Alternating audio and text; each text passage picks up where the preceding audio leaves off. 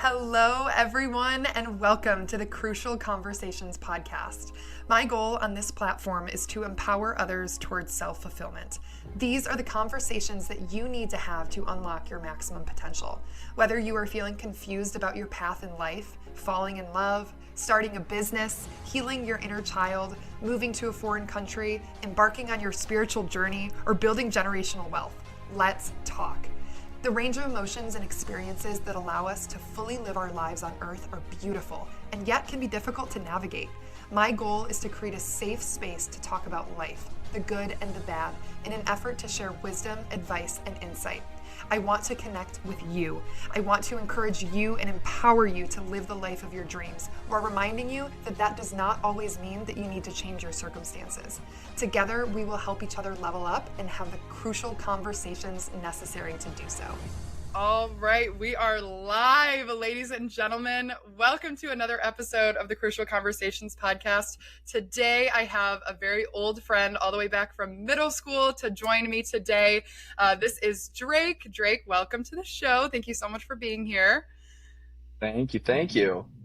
So I'm going to give a little bit of background around Drake, who he is, what I'm hoping that he is going to be able to discuss for all of you guys today.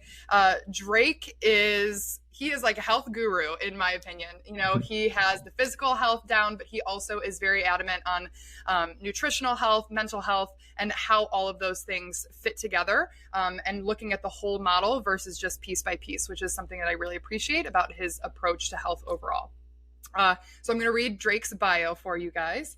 Drake has been a lifelong athlete and has recently turned his focus toward being a certified personal trainer and online health coach.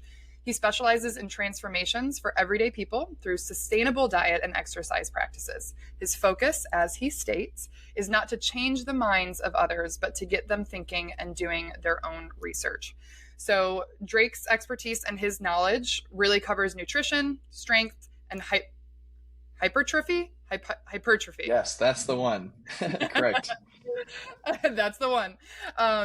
Metabolic health, male hormone optimization, and he's got all the experience prepping and competing in a bodybuilding competition, fixing his mental and physical health through diet, exercise, and lifestyle change. And today he's going to share a little bit about all of the above and how he actually was able to get himself off of antidepressants and anxiety meds and lose 45 pounds. So Drake, welcome to the show. If I missed anything, I'd love for you to add a little bit more of an intro for yourself. No, that's it. That was wonderful. I think you pretty much covered all the bases there. I made sure that I wanted to note this right in the beginning that all this stuff is going to be at a very, not like a super surface level, but just so that everybody can understand it. I don't want to talk in such scientific terms that the everyday person can't watch us and really pull something out of this. So anything that I say, if anybody has questions after this, obviously can reach out to me, or there's plenty of resources online that I think we'll probably touch on later because I left those for you, Gabby, that we can mention so that you guys can continue to dig deep into this and do research to your heart's content. Yay, I'm super excited. I've been looking forward to this conversation. I know Drake and I were talking a little bit before we started recording about how we've both been anticipating this conversation, been looking forward to it. I really just, like I said, Drake is someone that inspires me and I think a lot of other people. And so I'm really excited to give him this platform to be able to talk about all the things that he's such an expert in. So like I said, you know, Drake is fitness guru. So where I would like to start is really just how your fitness journey brought you to where you are now, and has made you into who you are. So I'd like to go from the very beginning of how you got into health. I don't just mean physical fitness, but really the whole pie, right? How you got started and how it led you to where you are today. Oh boy, this is a real loaded question. I love how we're starting off strong. So I'm going to go way back to, I guess, the very beginning where I wasn't initially focused. I just come out when I was in kindergarten, all of a sudden started lifting weights. That wasn't how things started. I grew up in a very athletic family. Everybody played sports. Everybody did things. I think when I was little, I did basketball and baseball and football and lacrosse. And I did a little bit of everything. And so initially, my athletic background was mostly football. So I'll touch on that for the most part. I was training, I was doing speed and agility training. I was going in, doing weight training when I was in middle school, kind of got a basic idea of just the basics. As soon as I got into high school, same kind of deal. My life goal was I got to go play professional football. I got to go do all these things because my dad, my uncles both played, or all three of them played Division I college football. So this is what was expected of me. I was just expected to be this athlete. And so that's what I was trying to do. My training was specifically focused around football. So after 2 years in high school playing football and training for football, I kind of realized that, maybe this football stuff isn't for me. And that was crazy, like I said, coming from this athletic background where this is what was expected. I was going to go to college. I was going to play sports in college. That was just the plan. And so when I started to have these kind of apprehensions, like maybe I want to do something a little bit different, I was like, let's change something. And so what started to happen was I kind of fell in love with the process of being in the gym more than I did actually playing the sport. And so I would, go in the gym every single day, kind of was still wishy-washy on the football thing. This was sophomore year of high school. And I'd go and still do the football workouts, but then I'd kind of do my own thing. I'd start to do my own research. And I got more into watching all these YouTubers and they provided all this information. So I started to learn things on my own. And eventually my junior year came around. I decided, nope, not playing football anymore. Not a very popular decision in the family. But you know what? I am so happy that I made that decision for myself because it obviously led me on the journey that I'm in today. And so started lifting weights, started being consistent in the gym throughout high school. Eventually, it was time for me to go to college. I found myself at Grand Valley University in Grand Rapids. Same kind of deal, was just lifting weights.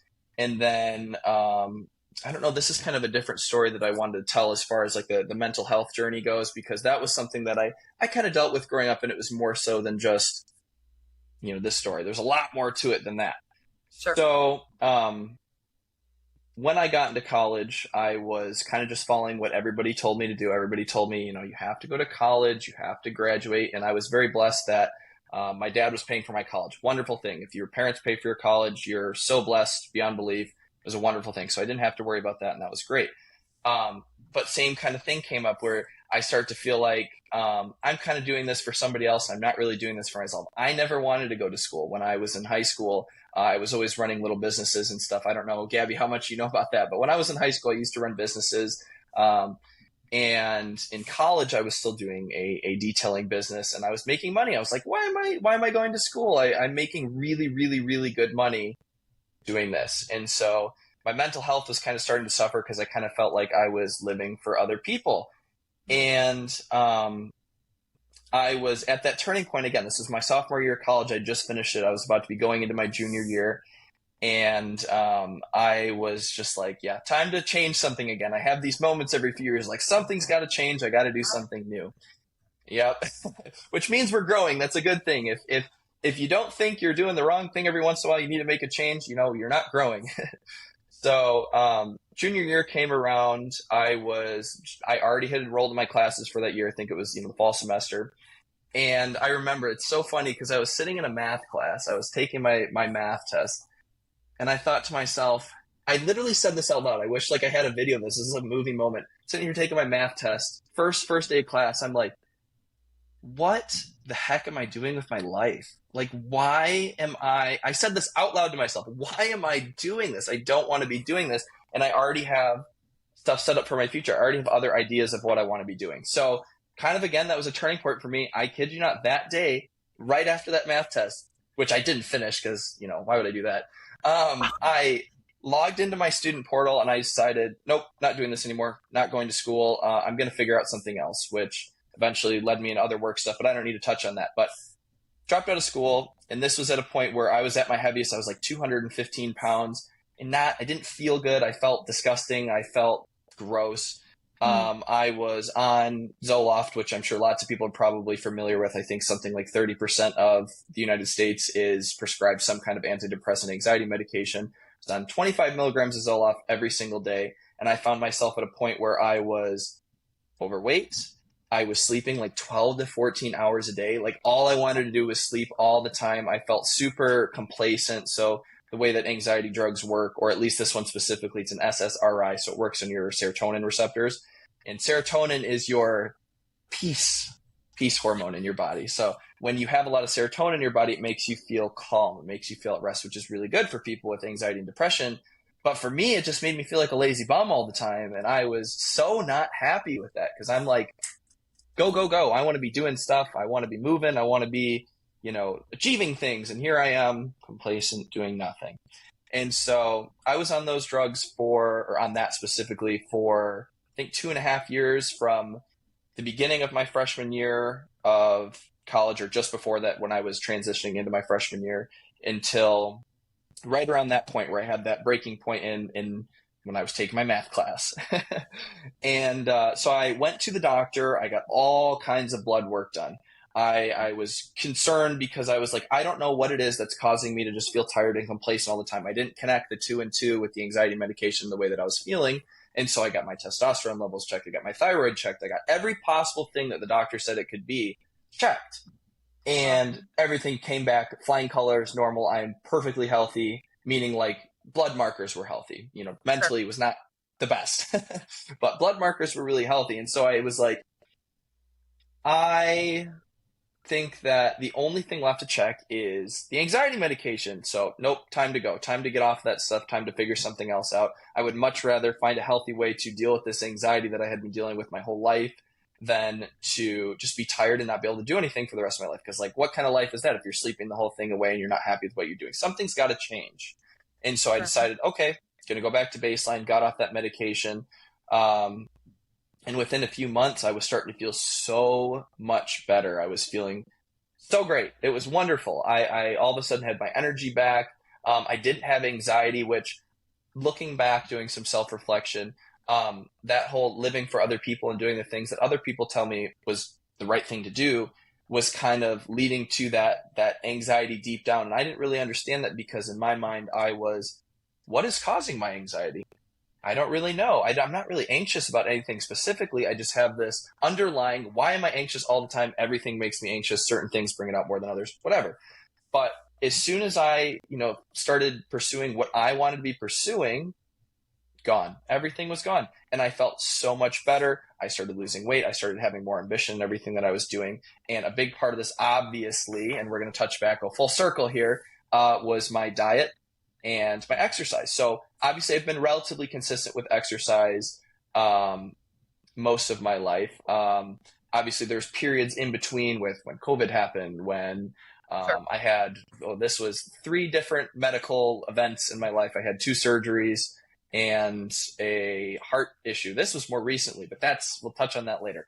But I had all these things that I was dealing with, but now finally at a good point, things are moving forward. And exercise is consistent again. Things are really good. So I don't even remember what the initial question was here, how we were getting into. I told you, I just ADHD brain keeps going and going, and all of a sudden we're a million miles down the road, and I don't remember what the point I was trying to make was. Well, honestly, you answered the question. You might have forgotten what the question was, but you answered the question. Mm-hmm. Really was just your journey and kind of how you got here. And I think that I'm so happy you touched on both the mental and the physical health and your diet and, then getting back, to who you truly felt like you are meant to be. And I think that underlying feeling of anxiety that you experienced because you felt like you were living for someone else or living out someone else's dreams, achievements, whatever. I feel like that is something that a lot of people probably struggle with. And just that underlying feeling of, I don't think I'm doing what is meant for me. And, medication for that kind of thing is like a whole nother conversation for another day. I know that I want to open it up a little bit today.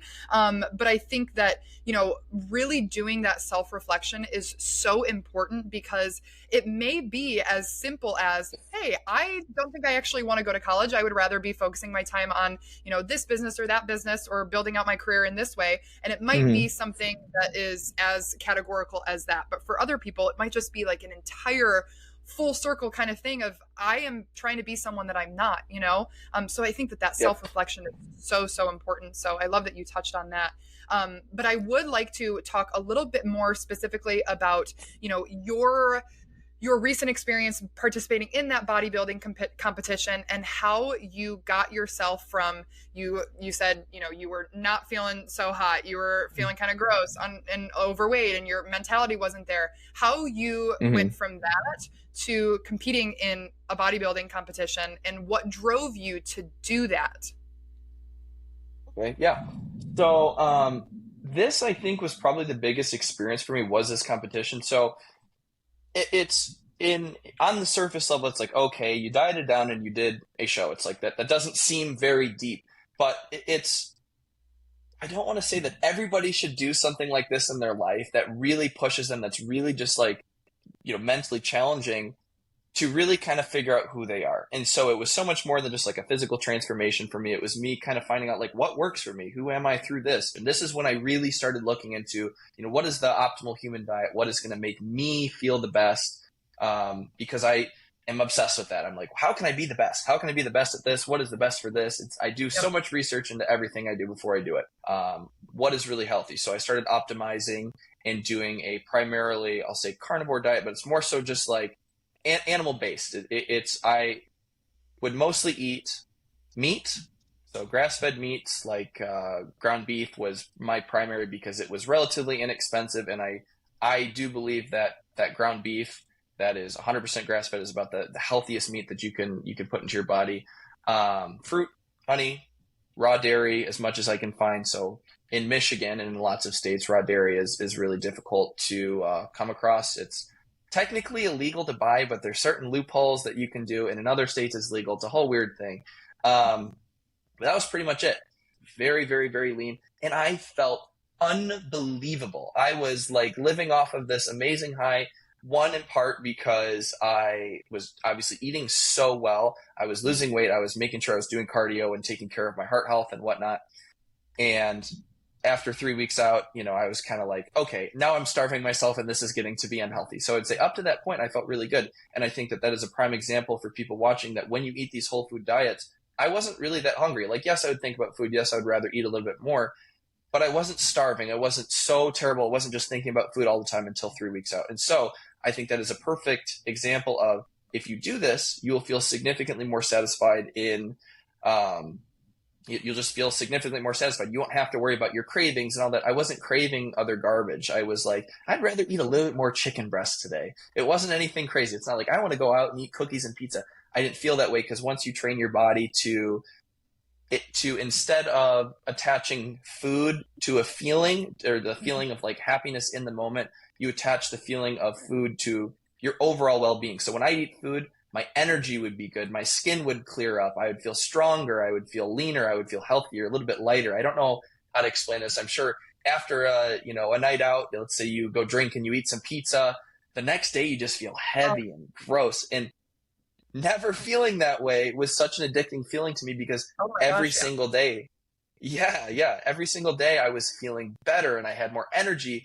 And that's not something most people feel when they're dieting. Most people, I would assume, when they're dieting, just feel like garbage and everything's terrible and I can't believe I have to do this. Not once did I feel that way. I'm a little bit crazy. I like competition. And so I understand that maybe everybody doesn't have that about them, but also everybody does not have to get as lean as I was getting. So, that process just completely changed me, because I saw the way that, again, I attached the way that the foods that I ate made me feel.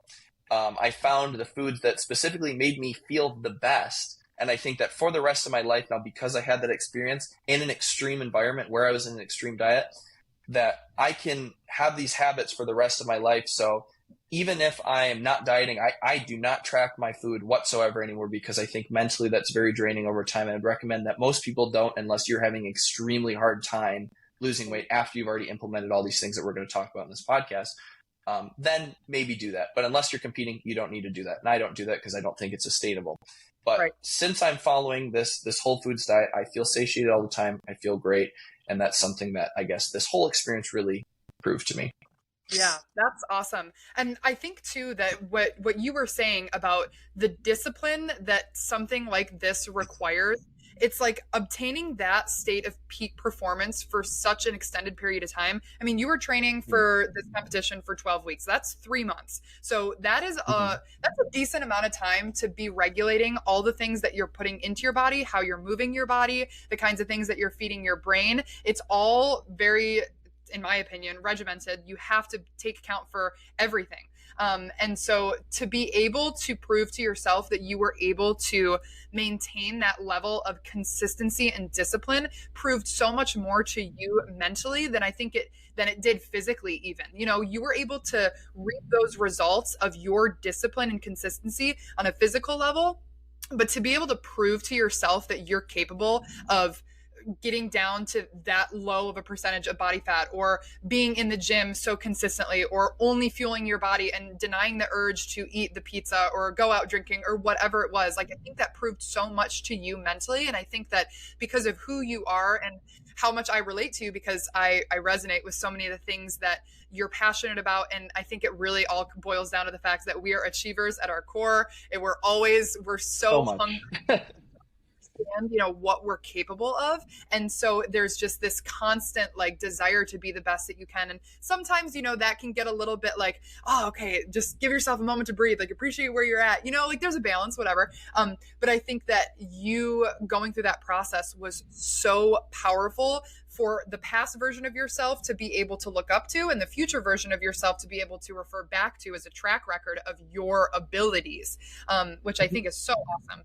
And, you know, with your whole diet really, really shifting to focus on these nutritionally dense and rich foods is something that I want to talk about next. I want to go into a little bit about some of the misinformation that you and I have talked about a little bit in previous conversations that the fitness industry tends to spread. But yeah, I want to talk a little bit about the diet aspect to the fitness industry. Some of the misinformation that we spread. And then you can also talk a little bit about this obsession that the mainstream media has with like cardio when you're talking about fitness. Why is strength training so important for peak physical performance and health? We'll talk about diet first, and then we can bridge a little bit into some of the misinformation spread around more of the physical activities that pertain to health. Perfect. I just want to go ahead and state this right off the bat. I don't think that any one diet is perfect for anyone. And I think that with everything, it is so important to have balance, to have an 80-20, or so balance to everything that you do in life, not necessarily just the diet. But even in my own life, it's like, if my mom cooks me a meal, I'm not going to ask her what's in it. I'm going to say, Mom, thank you so much for providing this for me. It's such a wonderful thing. If I go out with my wonderful friend Gabby to a restaurant and we have breakfast, I am going to eat whatever is served me, and I'm not going to question it, because I know that in the other times of my life where I'm preparing food for myself, I can control what's in it. But it is a very important reminder, first and foremost, life is short. Have these wonderful connections with people. But when you can control the food, that's a different story. So, I think that it is very important, because I specifically base, I would say, at least 50% of my diet off of meat. That is the most important part of my diet. And again, like I was saying, for thousands, hundreds, whatever, long time, people have been eating meat. And I think it's funny because all these chronic illnesses that people deal with, I'm thinking of heart disease, and cancer is more prevalent now, and diabetes, and all these things are coming up were not problems 100+ years ago. These are modern issues that we're dealing with. So when I think it's very funny when people go, meat's causing cancer, meat's causing heart disease, meat's causing this, people have been eating meat, and people have been eating butter, and people have been eating all bacon and everything. I don't know why. I know bacon's meat, but all of these things that people are like, oh, this is so terrible for you, for hundreds and thousands of years. Why is it that all of a sudden these things are causing diseases? They're not. People weren't dying as often. I will say it was not as prevalent. People were not dying of cancer or having heart disease or having diabetes or having chronic inflammatory diseases. This was not happening hundreds and thousands of years ago. These are modern issues that we've been dealing with within the last 100 years, and much more specifically in the last 50 years, since my favorite thing in the world to demonize, seed oils, have been invented. And so this is a very big problem that I have, because seed oils are in everything. So what are seed oils? I think this is important to define.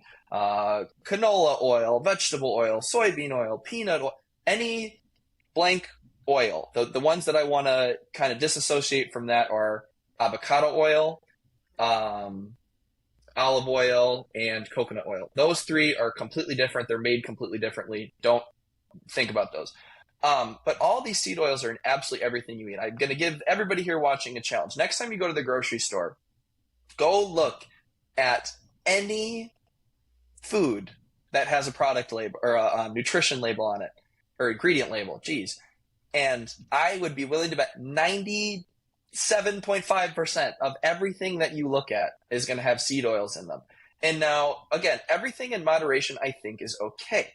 But when you look at the fact that this is in everything, it starts to become a very, very, very big problem, as we have noticed over the last 50 years with the rise of all these chronic diseases.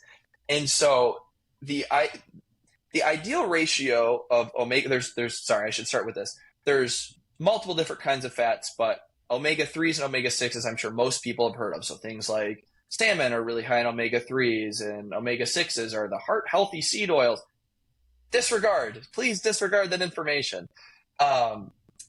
It's important to have both. Omega-3s are very good for anti-inflammatory. They're good at calming your body down and getting rid of inflammation. And omega-6s are important for ramping up that inflammation. So hence why they cause inflammatory diseases, because seed oils are extremely high in linoleic acid, which is an omega-6 fatty acid. And the ideal ratio you want to have to these in your body is 1-to-1. That is what we've had forever. That is, before pre-seed oils and whatnot, that is, most people were pretty close to that 1-to-1. And that's really good. So when, let's say I get a cut right here, my body will use those omega-6s, have that inflammatory response, send stuff over here to heal this up. But the problem lies when you have too many of these omega-6s in your body and you start getting, like, I'll use arthritis as a really good example because it's very easy to explain. Arthritis is a immune response when your body starts attacking its own cells. And so when everything's super ramped up and there's pro-inflammatory everything coming in, it starts attacking you, and you don't want that. That is the cause, one of the major causes of most chronic diseases. And so, like I was saying, the ideal ratio is 1-to-1 in your body. Gabby, I would just like you to take a guess. What do you think that the ratio is today? Omega-6s to omega-3s. Take a guess. It's a wild guess. I feel like it's terrifying. I'm going to say 1-to-6. Okay. 1-to-6. Good answer. The average is about 20-to-1. 20-to-1. So, exactly. So you begin to understand how big of a problem that is. And so, like I said, I don't think that omega-6s are not bad. You need them in your body. But the problem is there's these omega-6s in every single food you eat, even the things that you wouldn't think would have them in them. Go look at anything that's processed. Go look at the ingredient label. Seriously, next time you go to the grocery store, do that. Yeah. And they're terrible. They're absolutely terrible for you. And so I think it's important to not only know that these are bad, but what are some alternatives that we can use to these seed oils? Because I know that, well, if this is bad and it's in everything, well, then what am I supposed to do? For one, avoid processed foods, because I think that processed foods are the devil. They are so terrible beyond just the omega-6s, the seed oils in them.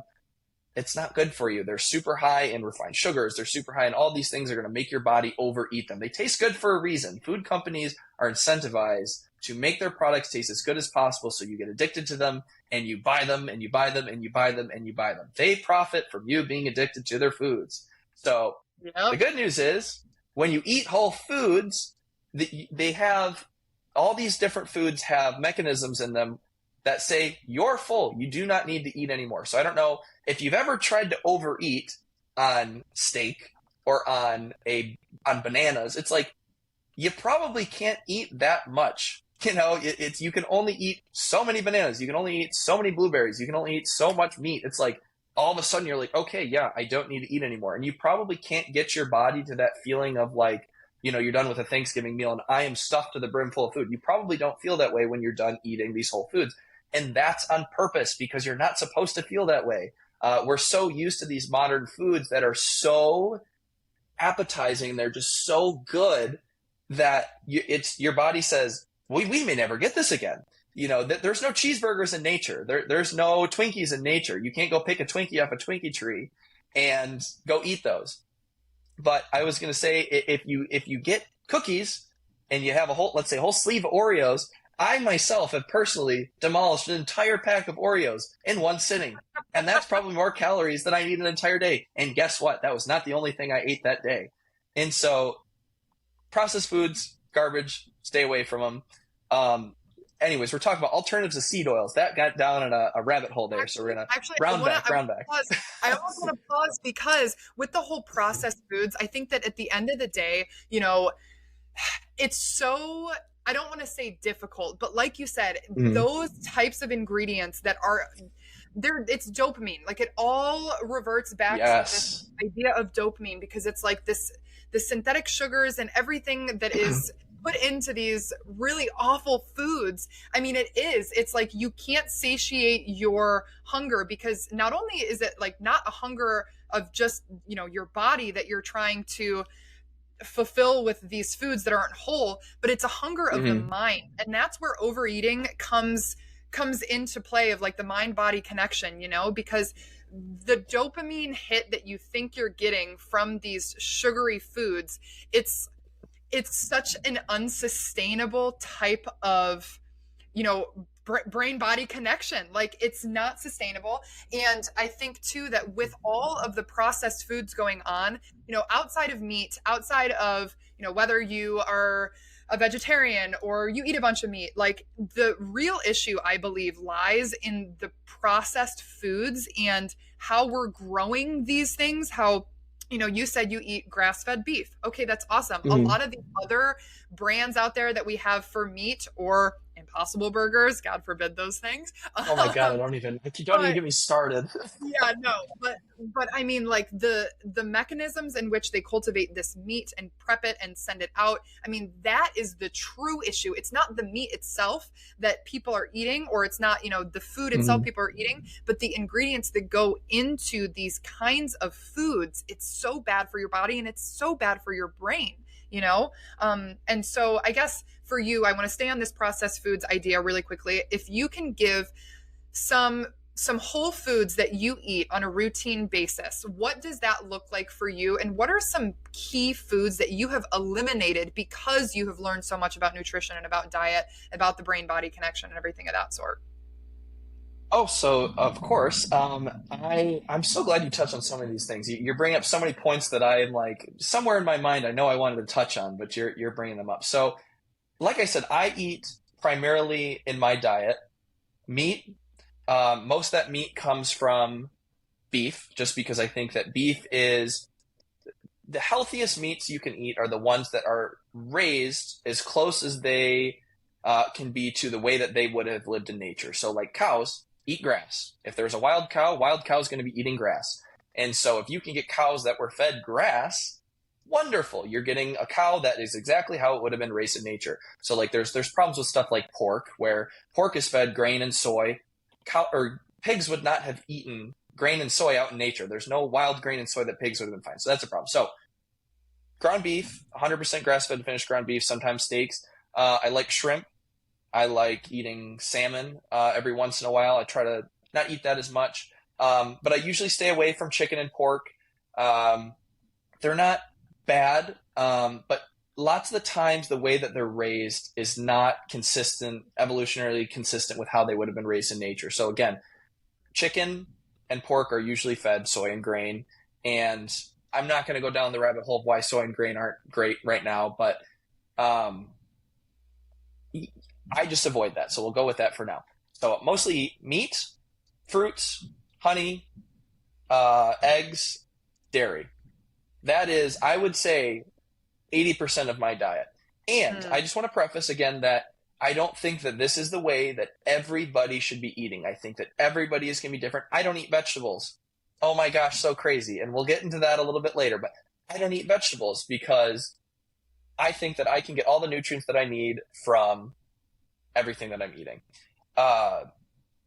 So some of the things that I've cut out are, and I think this is going to be a very short list because it's very simple, processed foods. I don't eat anything that's processed. Everything that I eat is single ingredient. I guess if you count every once in a while, like I'll have like like a natural ketchup that I put on my cheeseburgers or something, and I look at the ingredients and it's like vinegar, tomatoes, water, salt. So like I don't count that as processed, but I don't eat any of that processed stuff. That would be most of my diet. So let's break down, okay, when you say processed, because Hmm.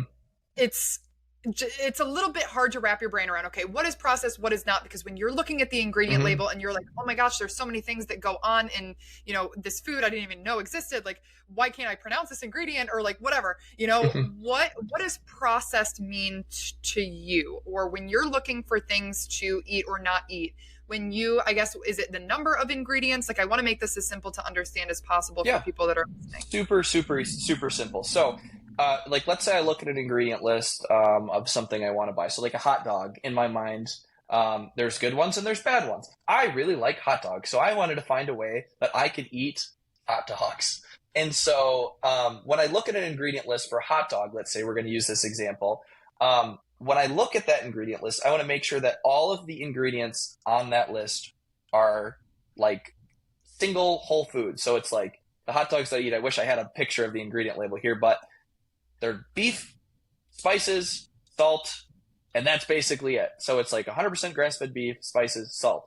So in my mind, that's a whole food. Maybe it went through a process to put it into that form, but it's not like it when you look again, when you look at labels, there's a million different things that you don't know what those are. It's like those aren't foods. Those are we supposed to be consuming those? And lots of times there's chemical names for certain foods that may not be bad, but odds are if you're going in that inner portion of the grocery store and you're not staying around where there's just the fruits and the vegetables and the dairy and the cheese, like everything, it's probably stuff that you want to stay away from. So there's always going to be exclusions to this, but the problem is they're very few and far between. So I have to give very specific examples of what it is. But again, I make sure that 80% of my diet is those whole foods that are on the outside of the grocery store and those things where if I look at the ingredient list, it's those single food items. So if it's like a coconut oil, if it's oats, if it's, things like that I know are not so denatured from what the original form of the food was that Yeah. you don't even recognize it anymore, right? Okay, that makes sense. And I think too, I don't know if you've ever used it before, but for people who are just now getting into this and don't know what ingredients to look out for, you can make it simple in the terms of, hey, try to keep it as minimal as possible. Whole foods, you're probably not going to have a long, long, long list of ingredients. It will probably just be, okay, this is what you're eating, and it might have a couple of spices in here or there, whatever. But Yeah. I have used the app in the past called Yucca, and I don't know if you've ever used that before, and I'm not sure if you've ever, heard anything about it. But I know that for me, sometimes if I'm curious as to what is this ingredient, if I scan a barcode label of something in the grocery store, and this also goes for other products as well, skincare, like makeup, hair, whatever, and you can scan it and see what the ingredients are, and you can read more about them. That's something that I've used. Have you ever heard of that? So I've heard of similar products to that, but again, in my own life. So I'm speaking everything that I talk about today is things that I've experienced in my own life and that I use for myself. This isn't necessarily specific to anybody else, and so because I literally never shop the middle of a grocery store. I don't have any great advice for that. So Sure. the way that everything I'm speaking on is the way that I do things. But I think that what you just mentioned is wonderful. And that's a very good resource for people if they're just, again, very surface level on this stuff and they may not know what's good or what's bad and they still want to incorporate some of those more processed foods into their diet. I think that that's wonderful because I know that not everybody is going to be as intense as I am with this.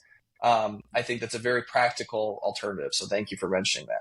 Yes, absolutely. Because that's essentially what I would like everyone who's listening to understand is that it's not 0 to 100 real quick. Like it is a process. Yes. It can be. And I think that it might seem daunting to some people because let's say that I were to, release this episode and everyone who listened went to go look in their pantry of all of the things that they had and then started looking at the everything would go in the garbage. You're like, oh my God. That's the problem. Panic attack. You know what I'm saying? So I think that it is really important that, hey, next time you're at the grocery store, like take a look at the ingredients next time, or maybe head over to some of those aisles that are a little bit more sustainable and whole foods. I think that it's all of these things went so hand in hand for me that it is absolutely impossible for me to say that one is more important than the other. But I will say something that had to do with all of these was setting goals for myself in every single thing that I was doing. So as far as diet was concerned, I was eating fast food almost every single day. Just because, again, like I said, I was running businesses and I was detailing cars at the time. So I was all over the place all the time. I was eating fast food every single day. So like a goal for me was I'm literally just going to pack a lunch, like pack some food for myself. That was a goal that I set for myself. As far as in the gym goes, I would set certain numbers for myself that I wanted to reach as far as lifts are concerned. Back to the diet thing, like a certain weight that I wanted to get to, which I don't always, agree with everybody should set weight goals. But for me, that was something that because I knew how healthy I was at a certain weight, that was something I wanted to get back to. And then as far as, the mental was concerned, setting goals for myself where I was getting into real estate. I wanted to be a real estate agent. That was where I wanted to further my career. And I was like, okay, what's a goal for myself? I'm going to get my real estate license. Obviously, there were smaller goals in between of like things that I would do every single day to work towards every single one of these goals that I had. But I think that goal setting is probably the most important thing for your mental health and for, just your overall productivity. So for me, I've heard this example used before, so I'm going to go ahead and use it again. I wish I knew who to give it credit to, but I don't even remember at this point. When we set goals for ourselves, life becomes kind of like a game. So I don't know, Gabby, I'm assuming you don't play video games. Probably not. No. Okay. Totally fine. Totally fine. But guys, I'm sure you can understand this. Guys, so many guys are addicted to video games. So many guys are addicted to video games. And why is that? If you don't play, it's going to be very hard to understand this. But in the video games, there's all of these goals. There are, quests, objectives, et cetera, et cetera.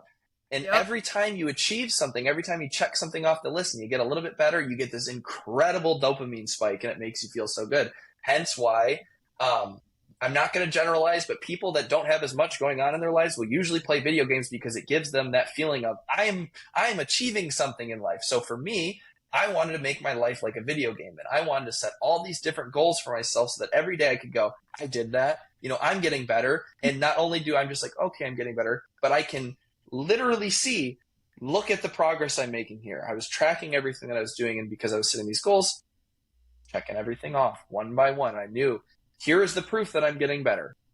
So I think that the goal setting was the most important thing in everything that I was doing. That is so awesome. And I 100% agree with everything that you've said. And the idea of playing video games and, tacking off these achievements, putting them under your belt and everything like that. I mean, it can be a little bit of a metaphor for life because you can make your life into that same similar model of, hey, I am working on this. And once I check this off, I'm on to the next and I can see my progress and it's fun, it's exciting. And I think that's really, really awesome. Again, we always talk about there's a balance with everything, 80-20. There is a time to appreciate where you're at and just be present, focus on all the things, be proud of yourself, everything, really bask in the moment. But I think that goal setting, you're so absolutely right, is so, so essential for peak performance mentally, in my opinion. I know that if I am not setting goals, even if they're just small scale on a daily basis, I'm less likely to feel like I'm in charge of my day, if that makes sense. I feel more like life is happening to me than I am living. So I know that for me, if I am ready to have a great day, I like to, and this might be a little bit psycho, but I like to plan it down to the minute. Like I want to know what I'm doing and when I'm doing it, because for me, in that discipline, it creates more freedom. So if I know that the first thing I'm going to do in the morning, all right, I'm going to make my bed, I'm going to do all of my oral hygiene, all of, I'm going to shower, I'm going to do this, I'm going to make sure that I don't look at my phone for the first 30 minutes. I've got that first 30 minutes of my day planned. That is all that I'm focused on. And then my next 30 minutes, maybe it's okay, now you're getting ready for the next hour and a half, you're going to be in the gym. And then when you come home, I have an hour sectioned off for I'm going to make breakfast, I'm going to enjoy it, I'm going to see my dogs, and I'm going to spend my time doing this and this only. It's like that regimented schedule, achieving those goals and then being able to check those things off your list. Not only does it then allow you to be present in each of those steps to carry out your successful day, but it also allows you to cultivate that attitude of like, hey, I did this. And then I can go on and I can do the next thing because I've already got it planned for myself. And like, here's my next goal and I'm going to achieve it, you know? So just mentally, it creates such a more fulfilling space for me, I know.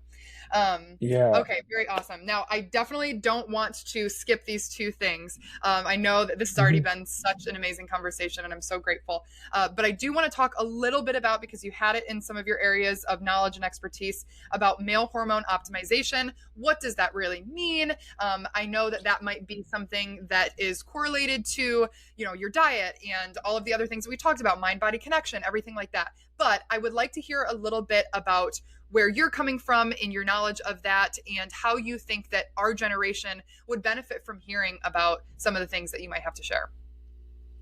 So, as you said, yes, it does have to do with everything. Health is very holistic. Health is everything does a little bit of something. And I think that the most important thing for guys is your testosterone, I will say, is it just what literally makes you a man is the male sex hormone. And so the most important things we can do for that are avoiding all of the estrogenic chemicals in everything. So the problem is they are in everything. There's xenoestrogens and phytoestrogens. And so what both of these things do is they mimic estrogen in the body, in males and females. So this is super important because having too much estrogen in a female body is not good as well. I don't know enough about female hormones to speak confidently on that. But as far as guys go, I got you guys. So xenoestrogens are mimicking chemicals that come from things like plastics and different chemicals and phthalates and fragrances and BPA and PCBs, all these different things, and like I said, they're everywhere. So things that I try to avoid to make sure that I don't get these estrogens, because when you get estrogens in your body, it also lowers your testosterone, which again, for guys, you don't want. Low testosterone is correlated with a lot of health problems in guys. I don't have to tell you guys about that. I'm sure you already know that. So avoiding these things in plastics is, or you know what? I have a list of this stuff. I purposely prepared for this moment because I knew this was going to be a question that's asked. Yes. So first things first, these are not in any specific order. They are just as they are. So if you can avoid these things, it's wonderful. The first thing on the list is buying organic produce. So produce is always sprayed with pesticides and nastiness, some things more than others. If you've seen it's a Dirty Dozen or something like that, it's a very good comprehensive list of like, if they're on that list, buy organic. If not, you can probably get away with it. But at the very least, wash your produce, wash the things that you're eating, because if you're not, you're ingesting all this stuff. And I'm telling you guys, again, all this stuff that I'm about to say also goes for guys and girls. Just wash it. Just please wash it. The more simple foods that you can buy, the better. So we already touched on that. When you're eating healthy, it's good for your testosterone. I don't need to touch on that anymore. Something that's super important that most people fail to do because it's difficult.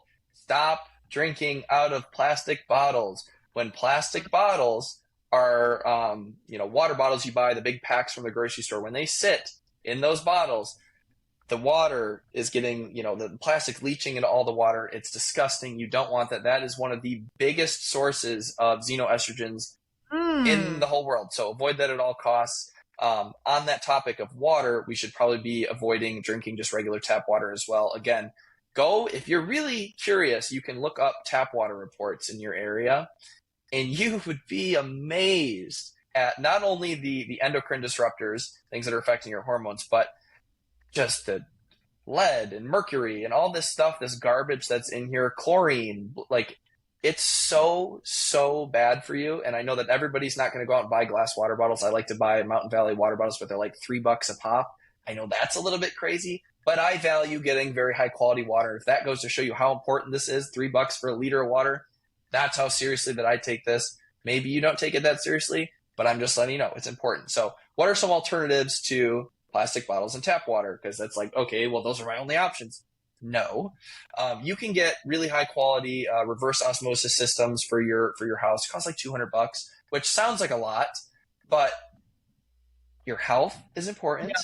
Yep. And in the grand scheme of things, if you are putting a filter on your water, you can get some wonderful Yeti mug like Gabby has and fill that with water. Yeah. So you can just keep reusing reusable bottles. You know, obviously you have to replace those filters every once in a while, but that is a wonderful alternative to glass bottles in plastic and just regular tap water.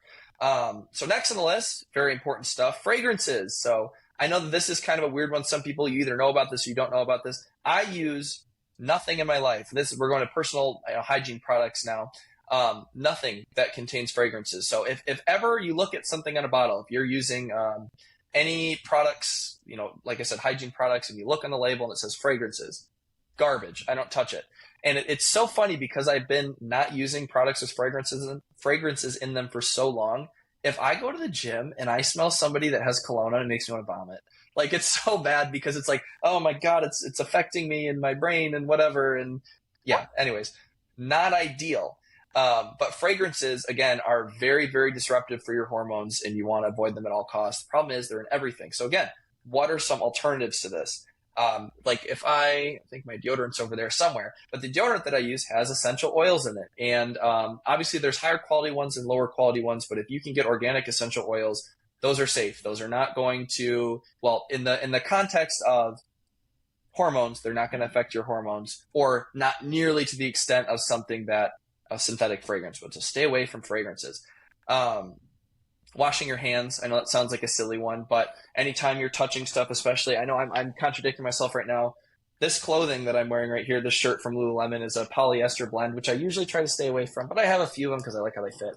But they can have polyester fibers on there that, get off, and now they're on my fingers and then they're getting in my mouth and everything. That's a less so important one. Obviously, if I'm not following it, it's not as important, but these are things that you should think about. Just avoiding plastics in general. I think this is a huge one. So oftentimes if you are trying to be healthy, you'll think, okay, I'm going to start meal prepping. Meal prepping is a healthy thing to do so you can be prepared. I agree. This is one of the steps. There's steps to the level of craziness here.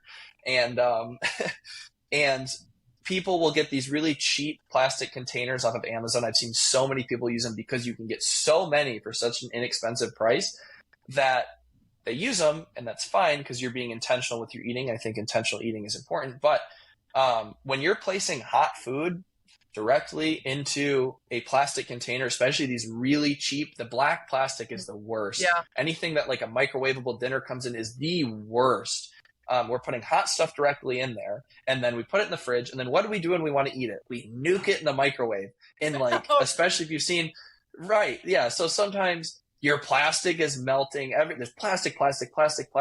And that is, if you don't think that's getting into your food, you're living in fairy tale land. That stuff is going right into your food. And again, the xenoestrogens in that will mess you up, especially if this is something you're doing every single day. Now, every once in a while, if you get, oh, I have to eat this because, I got to do it, that's fine. It's not going to kill you. Nothing's going to kill you once.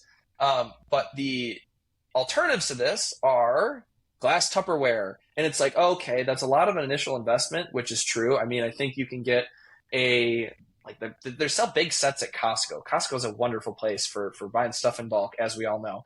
But if you go buy the big packs at Costco, they're relatively inexpensive, and you can use those things forever. And yes, lots of times the tops on them are plastic, but because the food's never actually coming in contact with the tops, it doesn't really matter. So you can use those forever. They don't break. They're super high quality. There's going to be nothing leaching in your food. They're easier to clean. They're not going to melt. So I think that's 100% worth the investment.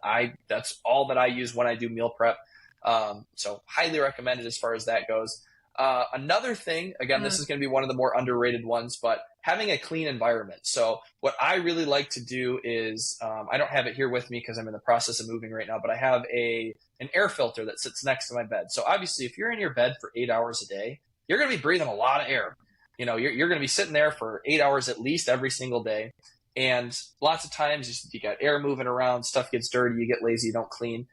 That's something that you should start thinking about. Again, these are smaller things, but I'm going to talk about everything just so that we have an idea of, what really needs to be considered. But if you can, you go look at the back of your TV and you haven't cleaned it in probably 3, 5, 4, whatever years, it's probably pretty disgusting. And all that stuff is going up into the air and you're breathing it in. And lots of the times that's lint from synthetic fabrics. If your bed sheets are made out of polyester, which I don't recommend. Again, this is another one of the more expensive things, but my sheets are made out of linen. And I think that's a much superior fabric to polyester. It keeps you cool. They last forever. They feel really nice and luxurious, like you're in a hotel. It's wonderful. But, clean as much as you can. And then the air filter is another big thing. I keep it right next to my bed. So at night, I'm breathing in clean air. And especially for people that have allergies like me, it will significantly reduce your allergies, especially if you get a really high quality one. You'll wake up feeling a lot less congested, which is a godsend for me, because when I don't have my air filter around, I wake up with my eyes puffy and stuffy nose, and it's not a wonderful thing. And lastly on this list, this is a big one that I started incorporating recently, is cleaners. So if you are doing a lot of cleaning on anything that you're doing, it's super important to not use, I don't even want to get started. I don't know what most of the stuff is in like heavy duty cleaners, kitchen cleaners and whatnot.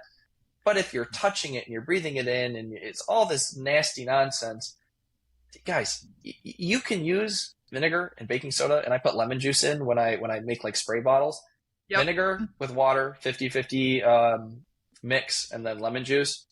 Smells plenty good, and it's not going to kill you. So it's wonderful, and it's dirt cheap. This is finally one of these things that you can actually save money on, which is a wonderful thing. So going back to just the cleaners and touching on the personal hygiene products, your skin is, it's like just basically one big mouth. Anything you put in your skin is going to be absorbed very much. So if you're putting, spraying down chemicals and you're touching them, they get in your hands and stuff. It's like, oh, I just washed my hands, it's fine. By the time you wash your hands, it's all absorbed into your body, and you don't want that. Same with, makeup products and hair, everything getting absorbed in your body. So it's really important to avoid that stuff. I personally use, I think this is, again, important to note alternatives to the personal hygiene stuff. There's 2 companies that I buy products from, which obviously I have no affiliation with whatsoever. I just appreciate good products. Van Man and Based Balms. Both of those companies are fantastic. Just Google them, go on Instagram, whatever. But they give you alternatives to every single personal hygiene product you could ever imagine, and that has all of your bases covered. And it's seriously not any more expensive than high quality traditional hygiene products. That is awesome. And I think that everything that you've talked about could be its own episode, right? Like cleaners, disinfectants, and all the chemicals that go into that, air filters, water filters, tap water, all could be their own episode. But I appreciate that you touched on all of those things, because I think that at the end of the day, like you said, your mission is to give a general basis of understanding that will hopefully inspire people to do some more research on their own, which I think is exactly what today's episode has been encompassing, and I'm really, really excited about everything we've talked about today. The last thing that I want to ask you are, what are your goals right now? What are you currently working on? Anything that you would like to share about, your mission and how you're carrying that forth with what you're doing? And this is your time to kind of plug your Instagram, any other sources, or how people can follow your journey after this episode. Wonderful. So I guess I'll start with where you guys can find me. I'm pretty much only active on Instagram these days at Drake Luedke.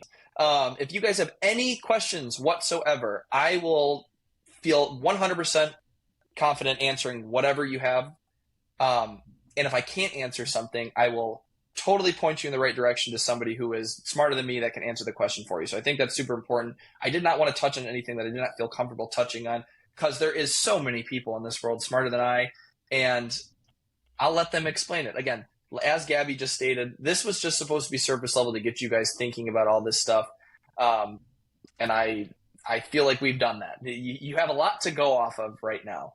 So I totally apologize. I forgot the initial question. I'm just so ADD. I'm like, I love it. Where do we start here? No, attention deficit disorder. No, it's a superpower. Okay. So bad. I'm trying not to bounce off the walls right here. You should see my legs going right now. It's the best conversations, I swear. I love it. All my ADD friends, shout out. Y'all are the best. No, But basically what I was asking, what are your goals right now? What are you actively working on? Mm, And nice. what is kind of like your number one priority right now? You know, is it just maintaining your health and where you're at, or are you actively working on something Whew. big that Come we can on, talk about? Gabby. I have this lifelong goal to learn as much as possible, and that's why I surround myself with people that are smarter than me that I can learn from. So, Gabby, I think that you're one of those people. I like learning from you. I like learning from everybody. I think you can take something from everybody. But as far as my own personal goals go, I just moved back from Grand Rapids back to the east side of Michigan where I'm from.